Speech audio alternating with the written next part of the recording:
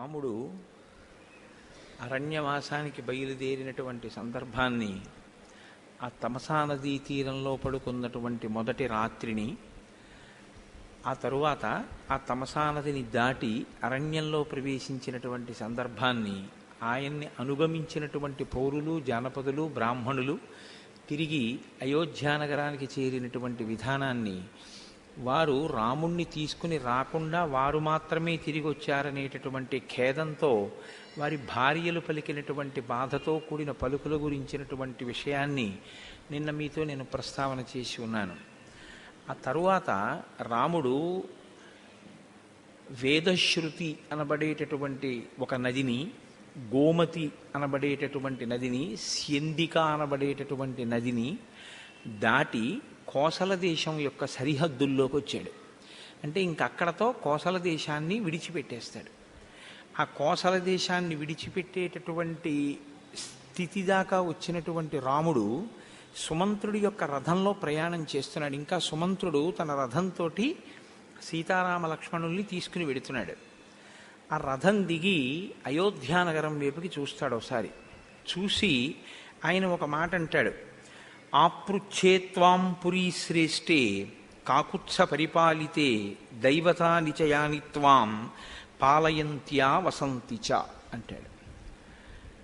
ఓ అయోధ్యానగరమునకు అధిష్టానమైనటువంటి దేవత, ఓ అయోధ్యా నగరీ స్వరూపములో ఉన్నటువంటి దేవత, నీకు నేను నమస్కరిస్తున్నాను. నేను సంతోషంగా ఈ వనవాసాన్ని పూర్తి చేసి క్షేమంగా తిరిగి వచ్చేటట్టుగా నీవు అనుగ్రహించదవుగాక. ఇందులో మీరు కేవలం రాముడు నమస్కారం చేశాడు అని భావన చేయకూడదు. మనకి ధర్మశాస్త్రంలో ఏమిటంటే, మీరు ఒక ఊళ్ళో ఉంటున్నారనుకోండి, ఆ ఊరికి ఒక అధిష్టాన దేవత ఉంటారు. సాధారణంగా ప్రతి ఊళ్ళోనూ కూడా ఈ అధిష్టాన దేవతా స్వరూపం స్త్రీ స్వరూపంగా ఆరాధింపబడుతుంటుంది. ఎందుచేత అంటే అమ్మ కదండి అన్నం పెట్టేది, నైవేద్యాలు పెట్టారు, ఏడాదికి ఒకసారి నైవేద్యాలు పెట్టారంటారు. మనం ఆ ఊరి అధిష్టాన దేవత యొక్క అనుగ్రహాన్ని పొందితే ఆ ఊళ్ళో చక్కగా వంశం తామరతంపరగా పెరుగుతూ, ఐశ్వర్యం పెరుగుతూ, అన్నవస్త్రాలకి లోటు లేకుండా జీవనం చేస్తూ మనం సంతోషంగా ఉండగలుగుతాం. ఆ ఊరు యొక్క అధిష్టాన దేవత ఆగ్రహం చెందితే ఆ ఊరి ప్రజలు ఇబ్బంది పడతారు అని. అందుకని మనం ఒక ఊళ్ళో ఉంటున్నాము అంటే ఆవిడ అనుగ్రహంతో మనం బ్రతుకుతున్నాం. కాబట్టి ఇప్పుడు ఆ ఊరు విడిచిపెట్టి దీర్ఘకాలం పాటు మనం ఎక్కడికైనా వెడుతుంటే ధర్మశాస్త్రం ఏం చెప్తుందంటే, ఊరి పొలిమేరలకి వెళ్ళిన తరువాత ఒకసారి ఆగి నమస్కరించాలి, లేదా మనసులోనైనా నమస్కరించాలి. అమ్మ, నేను ఇలా బయలుదేరి వెడుతున్నాను, నేను క్షేమంగా ఈ కార్యక్రమాన్ని పూర్తి చేసుకుని మళ్ళీ వెనక్కి వచ్చేటట్టుగా నువ్వు నన్ను అనుగ్రహించు అని. అప్పుడు ఆ తల్లి అనుగ్రహించి క్షేమంగా వెళ్ళి మళ్ళీ తిరిగి సంతోషంగా రా అని మనసులో అంటే ఏమవుతుందంటే, ప్రయాణం అనేటటువంటిది ప్రమాదముతో కూడుకుని ఉంటుంది. అన్ని వేళలా ప్రయాణం క్షేమకరమే అయి ఉండాలని ఏం లేదు. కాబట్టి ఏ విధమైన సమస్యలు తలెత్తకుండా తిరిగి మనం ఏ ఊరి నుంచి బయలుదేరామో ఆ ఊరికి చేరుకోగలిగినటువంటి అదృష్టాన్ని పొందుతాం. మీరు ఒక విషయాన్ని గమనించండి, ఇలా ఉంటుందా నిజంగాను అని మీకు అనుమానం రావచ్చు. ఇక్ష్వాకు వంశంలోనే ఒక రాజు ఒకనకొకప్పుడు అయోధ్యానగరాన్ని విడిచిపెట్టి వేరొక ప్రదేశంలో ఇంచుమించు దానిని రాజధాని అన్న ధోరణిలో అక్కడ ఉండడం మొదలుపెట్టాడు. అయోధ్య రాజధాని కాదు అనలేదు, కానీ అక్కడ ఉంటున్నాడు. ఒక రాత్రి వేళ అయోధ్యానగరాధిష్టాన దేవత వచ్చి లేపింది. వంశంలో పరంపరాగతంగా మీ వాళ్ళందరూ అయోధ్యానగరంలో ఉండి పరిపాలన చేశారు, నువ్వెందుకు అయోధ్యకి దూరంగా ఉంటున్నావు, నువ్వు అయోధ్యకి తిరిగిరా అని. కాబట్టి ఎప్పుడూ కూడా నగరానికి అధిష్టాన దేవత ఉండడం అన్నది ఉంటుంది. ఛాందసత్వం అనుకున్నటువంటి వాళ్ళు దానివల్ల పొందేటటువంటి ఉపయోగం ఏమీ ఉండదు. కానీ ఒక ఈశ్వర శక్తి అనేటటువంటిది లోకంలో ఎప్పుడూ ఉంటుంది. ఎవరైతే ఇలాంటివన్నీ ఆ కృతకమైన మాటలండి అంటాడో, ఒక విషయాన్ని తెలుసుకోవలసి ఉంటుంది. మన ఊపిరిని మనం తీస్తున్నామా? మన ఊపిరిని మనం తీయట్లేదు. ఎవరి ఊపిరి వాడు తీసింది నిజమైతే ఎవడి ఊపిరి ఆగిపోదు కూడా. కదా. చచ్చిపోయే వాళ్ళందరూ అమాయకులైన ఊపిరి ఆగిపోతే పర్వాలేదు రండి అని ఆపేసుకుంటున్నారా? ఊపిరి ఆడాలనే కొట్టుకుంటున్నారు. మరి కొట్టుకుంటున్నా ఎందుకు ఆగిపోతుంది? 1,000,000 మంది వైద్యులు కూడి వచ్చిన కాని మరణమయ్యడి వ్యాధి మాన్పలేరు. ఈశ్వర శాసనం ఒకటి ఉంది లోకంలో. ఆ ఈశ్వర శాసనాన్ని, ఆ ఈశ్వరానుగ్రహాన్ని ఎన్ని రకాలుగా మీరు పొందవచ్చో రామచంద్రమూర్తి అయోధ్యకాండలో మనకి చూపిస్తారు. అందుకని ఇది మనం నేర్చుకోవలసిన ఒక మంచి అలవాటు. ఒక ఊరిలో ప్రవేశించిన, ఒక ఊరి నుంచి వెళ్ళిపోతున్నా, అంటే మనం ఉన్న ఊరి నుంచి బయలుదేరి వెడుతున్నా ఆ ఊరి అధిష్టాన దేవతకి ఒక నమస్కారం చేయడం అన్నది మంచి సంప్రదాయం. ఇది దృష్టిలో పెట్టుకునే మన వాళ్ళు మనకు ఒక మంచి అలవాటు చేశారు. ఏడాదికి ఒకసారి ఆ ఊళ్ళో ఉన్నటువంటి అమ్మవారికి నైవేద్యాలు పెట్టామంటారు. అమ్మ మేము పిల్లా పాపలతో ఉండాలని. ఒకవేళ కూతురు పెళ్ళైపోయి అత్తవారింటికి వెళ్ళి కొద్ది దూరంలో ఉందనుకోండి, కాస్త ప్రయాణం చేసి వెడితే అందుబాటులోకి ఉండేటటువంటి స్థితిలో కూతురు ఉంటే ఆ కూతురికి, అల్లుడికి, మనవలకి ఈ ప్రసాదం ప్రత్యేకం ఆ రోజున పంపిస్తారు కూడా తినమని. ఎందుకని అంటే ఆ అధిష్టాన దేవత యందు అంత భక్తి ప్రపత్తులతో బ్రతకడం అనేటటువంటిది ఈ జాతి యొక్క లక్షణం. అందుకే రామచంద్రమూర్తి కూడా అయోధ్యాధిష్టాన దేవతని చూసి నమస్కారం చేసి బయలుదేరాడు. వాళ్ళు గంగానది ఒడ్డుకి వెళ్ళారు. వెళ్ళిన తరువాత సుమంత్రుడితో ఒక మాట అంటాడు. చీకటి పడిపోతోంది. చీకటి పడిపోతున్నటువంటి సమయంలో అవిదూరాదయం నద్య బహుపుష్ప ప్రవాళవనాన్ సుమహానింగుదీ వృక్షో వసామోత్రైవ సారథే. ఓ సారథి, నదికి పెద్ద దూరంగా కాకుండా దగ్గరలోనే అదిగో ఒక పెద్ద ఇంగుదీ వృక్షం కనపడుతోంది. అంటే గార చెట్టు. ఆ గార పిండి ముద్దలు చేసుకుని ఇంకా ఏమీ లేకపోతే ఆ గారపిండి ముద్ద తిని బ్రతుకుతారు. కాబట్టి రాముడు ఆ గారపిండి ముద్దలు తిని బతికాడు కొంతకాలం. ఏమీ దొరకకపోతే ఆ గారపిండి ముద్దే తింటారు ఆకలి తీర్చుకోవడానికి. అందుకని అదిగో ఇంగుదీ వృక్షం కనపడుతోంది, చాలా పెద్ద చెట్టు. ఇవాల్టి రాత్రికి మనం ఆ చెట్టు కింద పడుకుందాం, కాబట్టి రథాన్ని ఆపు అన్నాడు. రథాన్ని ఆపారు. ఆయనలో అయ్యో నేను చెట్టు కింద పడుకుంటున్నానే, ఇంత బతికిన వాడిని, నిన్నటి రోజున ఆ తమసా నదీ తీరంలో పడుకున్నాను, ఇవాళ ఒక ఇంగుదీ వృక్షం కింద నేను పడుకోవడం ఏమిటి? ఈ బాధ ఆయనకి ఏం లేదు, నేను ధర్మం పాటిస్తున్నాను. సాయంకాలపు వేళ అవుతోంది. ఆయన వేళ తప్పకుండా సంధ్యావందనం చేస్తాడు. ఆయన సంధ్యావందనం చేసుకున్నాడు అంటే లక్ష్మణుడు కూడా సంధ్యావందనం చేశాడు అని గుర్తు. కాబట్టి ఇప్పుడు ఆ ఇంగుదీ వృక్షం కింద చేరి వాళ్ళు కూర్చున్నారు. సుమంత్రుడు కూడా వినయంతో వచ్చి అక్కడ కూర్చున్నాడు. ఈలోగా ఆ ప్రాంతాన్ని శృంగిబేరపురము అని పిలుస్తారు. దానికి గుహుడు నిషాదుడు బోయవాడు, ఆయన అధిపతి. తత్ర రాజా గుహో నామ రామస్యాత్మ సమస్సఖా నిషాద జాత్యో బలవాన్ స్థపతిశ్చేతి విశ్రుత. ఆ ప్రాంతాన్నంతటినీ పరిపాలించేటటువంటి బోయవాడైనటువంటి నిషాదుడైనటువంటి గుహుడు, రాముడు అరణ్యవాసం చెయ్యడం కోసమని బయలుదేరి ప్రయాణం చేస్తూ శృంగిబేరిపురాన్ని చేరుకుని గంగానది ఒడ్డున ఇంగుదీ వృక్షం కింద కూర్చున్నాడు అని విన్నాడు. ఆయన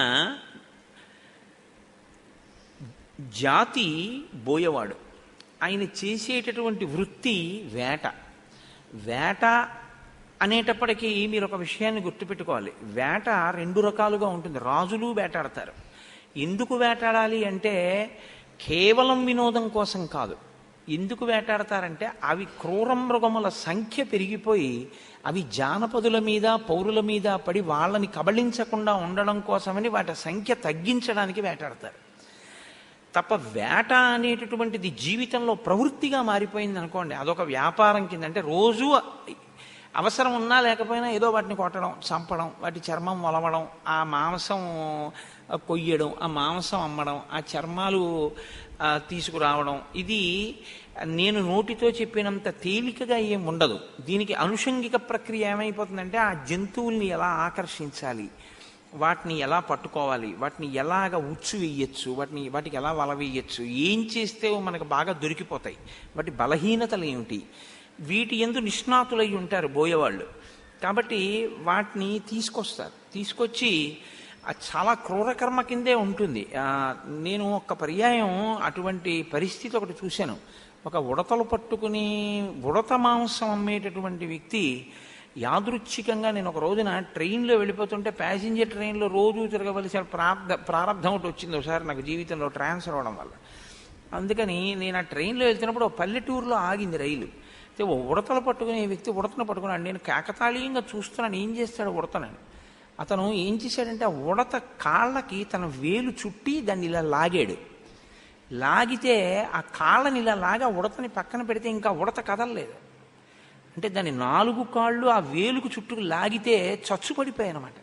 మీరు చెప్తే నమ్మరు, నాకు 2-3 రోజులు అది అలా స్మృతి పథంలో ఉండిపోయి నాకు అసలు భోజనం చేయించడం కూడా కొంచెం ఇబ్బంది అయ్యేది. అది ఎంత ఖేదపడి ఉంటుంది, నాకు దాని మీదకే దృష్టి వెళ్ళిపోతుండేది. మనకి అలా ఉంటుంది, వాళ్ళకి అది వృత్తిగా ఉంటుంది. అయితే మీరు ఇక్కడ ఒక విషయాన్ని గమనించవలసి ఉంటుంది. వాల్మీకి మహర్షి రామాయణ రచన చేసినప్పుడు గుహుడితో రాముడికి పరిచయం ఎక్కడైనా ఏర్పడింది అని మనకెక్కడా చెప్పలేదు. రాముడు ఈ ప్రాంతానికి వచ్చాడని కానీ, విశ్వామిత్రుడితో వెడుతున్నప్పుడు గుహుడితో ఎప్పుడైనా కలిపి గడిపాడని కానీ, గుహుడికి రాముడికి అంత పెద్ద ప్రేమతో కూడుకున్నటువంటి వ్యవహారాలు ఏవో ఉన్నాయని, వాళ్ళిద్దరూ మాట్లాడుకున్నారని, కలిసి గడిపారని మనకెక్కడే చెప్పలేదు. కానీ ఇక్కడ మాత్రం అకస్మాత్తుగా ఆయన అన్నారు, రామస్యాత్మ సమస్సఖ అన్నారు. ఆత్మతో సమానమైనటువంటి స్నేహితుడు. ఎలా కుదురుతుందండి? అందులోనే తత్ర రాజా గుహో నామ రామస్యాత్మ సమస్సఖ నిషాద జాత్యో బలవాన్, బలవంతుడైనటువంటి వాడు, నిషాద జాతికి చెందినవాడు, ప్రభువు, బోయవాడు, ఆ ప్రాంతాన్ని పరిపాలిస్తూ ఉంటాడు. ఆయనకి రాముడికి స్నేహం ఉంది అంటే పోనీ ఏదో ఉంది. ఆత్మసమస్సఖ, ఆత్మతో సమానమైనంత స్నేహం, అంత గొప్ప స్నేహం ఎలా కుదురుతుంది? రాముడు గుహుణ్ణంతలా ప్రేమించేశాడు కాబట్టి అది రాముడి సౌజన్యమో అని చెప్పడం అంత తేలిక అని నేను అడుగుతాను. అది నోటితో చెప్పినంత తేలిక కాదు, అక్కడ ఏదో ఉంది, మీరు అది పట్టుకోవలసి ఉంటుంది. ఏమిటి పట్టుకోవలసి ఉంటుందంటే, ఒక్కొక్కరికి ఒక్కొక్క ధర్మం ఉంటుంది లోకంలో. ఎవరి ధర్మం వారిదే. ఎవరి ధర్మాన్ని వారు పాటించినప్పుడు ఆ ధర్మం మీకు కష్టంగా అనిపించవచ్చు, కానీ తన ధర్మాన్ని తాను పాటిస్తున్న వ్యక్తిని మీరు నిందించడానికి అవకాశం ఉండదు. నేను మీకు ఒక ఉదాహరణ చెప్తాను. ఇదే రాముడు బాగా ఆకలేసింది. సీతమ్మంది చాలా ఆకలేస్తోందండి అంది. లక్ష్మణుడు అన్నాడు, అన్నయ్య ఆకలేస్తోంది అన్నయ్య అన్నాడు. ఏం పళ్ళు లేవు, కాయలు లేవు. అప్పుడు రాముడు ఏం చేశాడంటే బాణం చేత్తో పట్టుకుని రామలక్ష్మణులు ఇద్దరూ వెళ్ళి ఒక లేడిని, ఒక దుప్పిని వేటాడి తీసుకొచ్చి దాని తోలు ఒలిచేసి అగ్నిహోత్రంలో పచనం చేసి ఆ మాంసం తిన్నారు. వెంటనే నాకు తెలుసు మీరు అబ్బా రాముడు అలా చేయడం ఏమిటండి అంటారు. కానీ అది క్షత్రియ ధర్మం. క్షత్రియుడు అలా తింటాడు మాంసం. అది ఆయన చెయ్యవలసిన పనే. మాంసాహారం తింటారు రాజులు, మృగాన్ని వేటాడతారు, తింటారు. అది అలా వేటాడి తినకుండా ఉండవలసినటువంటి ఒక ఋషి ఆ పని చేశాడనుకోండి, దోషం. దోషి నీళ్లు తాగి పడుకోవాలి, ఒక పండు తిని పడుకోవాలి. ఇంకా కుదరలేదనుకోండి, ఆగలేకపోతే, శరీరాన్ని నిలబెట్టడం కుదరట్లేదనుకుంటే భవతి భిక్షాందేహి అని 4 ఇళ్ల ముందుకు వెళ్ళాలి తప్ప మృగాన్ని వేటాడి తినడం ఒక ఋషికి ధర్మంగా ఉండదు. ఎవరి ధర్మం వారిది అని మీరు తెలుసుకోవలసి ఉంటుంది. ఎవరి ధర్మంలో వారుండి ఆ ధర్మంలో తాను ఉంటూ, అందుకే గీతాచార్యుడు ఒక మాట అంటాడు, ఎవరి ధర్మం వాడు పాటిస్తున్నవాడు తన ధర్మంలో తాను మరణించినా ఉత్తమమే. పరధర్మో భయావహ, పరధర్మాన్ని పట్టుకోవడం తప్పు. కాబట్టి ఇప్పుడు గుహుడు ఒక ఋషిలా ఉండాలని మీరు కోరుకోవడం తప్పు. గుహుడు గుహుళ్లా ఉండడం ఒప్పు. ఆయన బోయవాడు కాబట్టి ఆయన వేటాడితే మీకేమిటి బాధ? ఆయన బోయవాడు, ఆయన వేటాడతాడు. అంతేకాని చిచి క్రూరుడు అలాగే వేటాడతాడు అని అనడం తప్పు. అసలు బోయవాడు అన్నాక వేటాడండి. కాటికాపరి ఉన్నాడండి, కాటికాపరి దిక్కుమాలినాడు, ఆ వల్లకాట్లోనే ఉంటాడు, అక్కడే అన్నం తింటాడు. నేను మా అమ్మగారు శరీరం విడిచిపెట్టేసినప్పుడు నేను చూశాను. ఏంటి ఆ శ్మశానానికి వెడితే హేళగా ఏ, మన ఇంట్లో పిల్లలు ఆ నాన్నగారు రాగానే గబగబా కాళ్ళు కడుక్కోవడానికి చెంబుతో నీళ్లు పెట్టేసి నాన్నగారండి నాన్నగారండి పంచి ఇదిగోనండి అని ఓ ఉత్తరం ఇదిగోనండి అని తీసుకొచ్చి ఎలా పెట్టేస్తారో అలా వాళ్ళు కూడా ఇదిగో మీకు అదేంటి మీరు ఫలానా కదా, మీరు ఇలా శవం వస్తుందని ఫోన్ చేశారు కదా, మీ శవాన్ని కాల్చుకోవడానికి ఇదిగో ఇక్కడ కర్రలు అవి పెట్టారు, ఇక్కడ ఏర్పాటు చేశారు, అది ఇంకోళ్ళకి ఒకటేనేటి బోల్డ్ వచ్చేస్తుంటాయి శ్మశానం అన్న తర్వాత అని ఆ పిల్లలు అక్కడ ఇలా నైవేద్యం పెట్టి ఏదో చేసిన క్రతువులు అరటిపళ్ళు అవి తీసేసుకుని వాళ్ళు చక్కగా తినేస్తున్నారు. వాళ్ళు అక్కడే ఇన్ని శవాలు కాలిపోతున్నాయి, ఇన్ని శవాలు ఖననం అయిపోతున్నాయి. ఆయన తన భార్యాబిడ్డలతో కలిసి చక్కగా వంట చేసుకుని భోజనం చేస్తున్నాడు. ఏదో కబురు చేస్తే ఒక్క నిమిషం భోజనం చేస్తున్నాడు వస్తానని చెప్పండి అన్నాడు. అంటే అదేమిటంటే అలా ఎలాగంటే అక్కడ అన్నం ఎలా తిన్నాడంటే అని మీరు అనకూడదు. అది ఆయన వృత్తి, అది ఆయన ధర్మం. ఆయన ధర్మం ఆయన పాటిస్తున్నాడు, మీరు సంతోషించారు. ఇది మీరు రాముడి కోణంలో చూడవలసినటువంటి మాట. రాముడు ఎప్పుడు ఏం చూస్తాడో తెలుసా? నీ ధర్మంలో నువ్వు ఉన్నావా? ఆ ధర్మాన్ని తప్పితే రాముడు ఒప్పుకోడు. ఎందుకు వాలిని చంపాడు?